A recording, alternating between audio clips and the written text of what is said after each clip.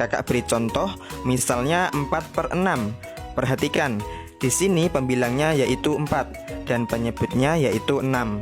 Nah, kita cek nih, ada nggak angka yang bisa membagi 4 dan 6 secara bersamaan? Tapi selain 1 ya. Oke, kita coba 2 dulu. 4 bisa nggak dibagi 2? Bisa kan? 6 bisa nggak dibagi 2? Bisa juga kan? Nah, karena ada angka yang bisa membagi 4 dan 6 sekaligus, berarti 4/6 ini bisa disederhanakan. Paham?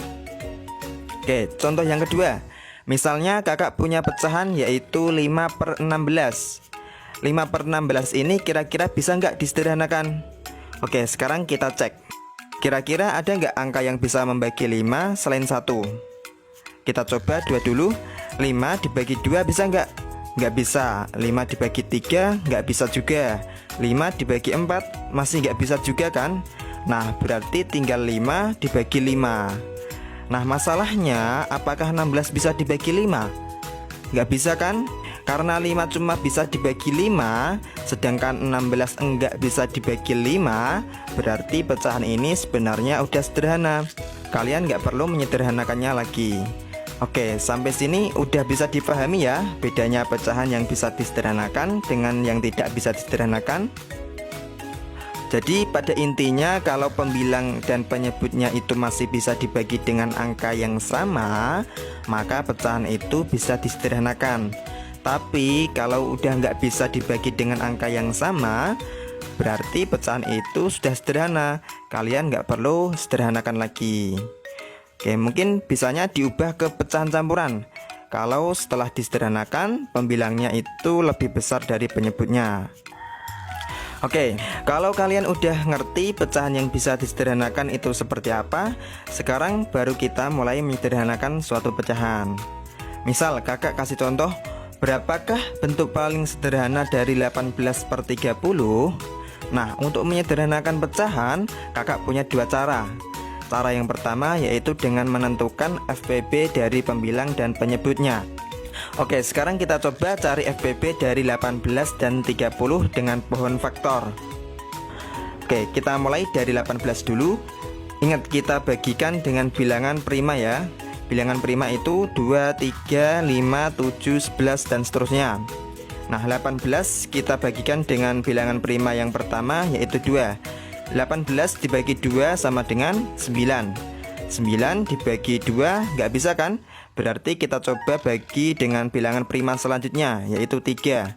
9 dibagi 3 sama dengan 3. 3 itu udah bilangan prima kan? Maka kita stop sampai sini. Oke, sekarang kita ganti yang 30. 30 dibagi 2 dapat 15. 15 dibagi 2 nggak bisa. Kita coba bagi 3. 15 dibagi 3 dapat 5. 5 itu udah bilangan prima, maka kita stop. Oke, kalau sudah, baru kita tuliskan faktorisasinya. 18 itu sama dengan 2 dikali 3 pangkat 2. Selanjutnya 30 itu sama dengan 2 dikali 3 dikali 5. Nah, kalau kita mau cari FPB, kita tentukan angka yang sama, atau kita cari angka yang sama dari kedua bilangan ini.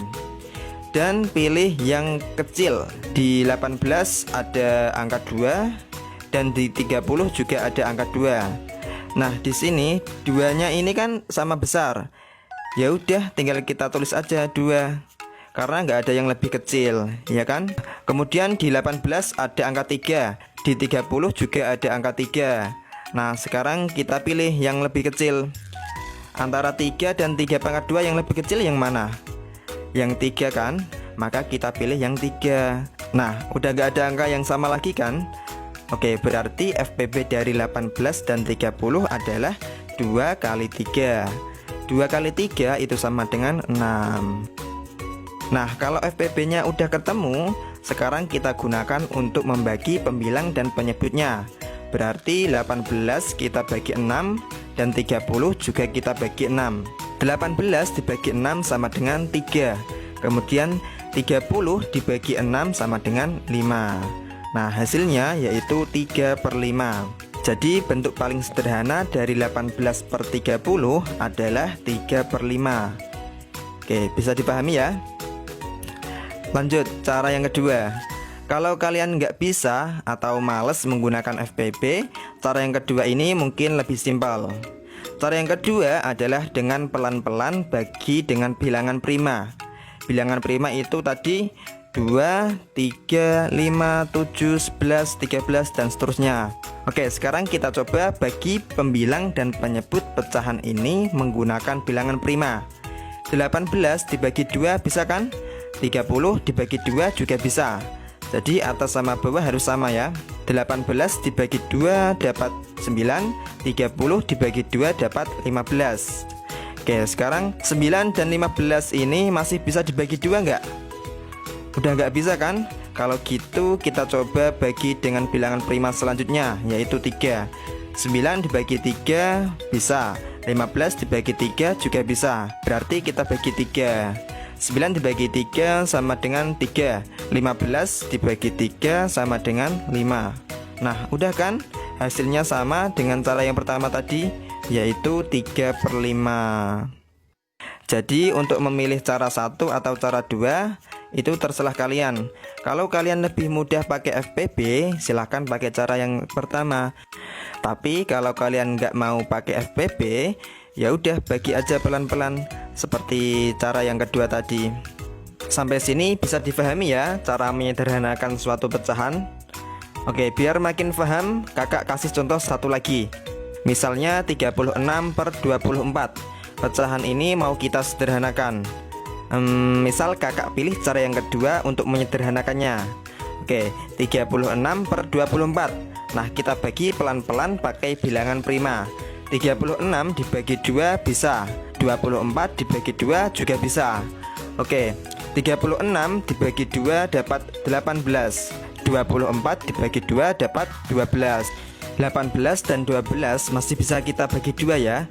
18 dibagi 2 dapat 9, 12 dibagi 2 dapat 6. 9 dan 6 masih bisa dibagi 2 nggak?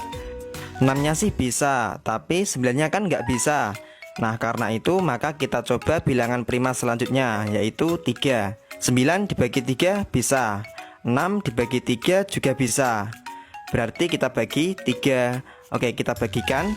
9 dibagi 3 dapat 3, 6 dibagi 3 dapat 2. Nah, sekarang jadi 3/2. Nah, 3/2 ini udah bentuk paling sederhana, karena udah nggak bisa kita sederhanakan lagi, ya kan? Tapi karena pembilangnya di sini lebih besar dibanding penyebutnya, maka kita ubah ke bentuk pecahan campuran. 3/2 kalau kita ubah ke bentuk pecahan campuran, maka jadi 1/2.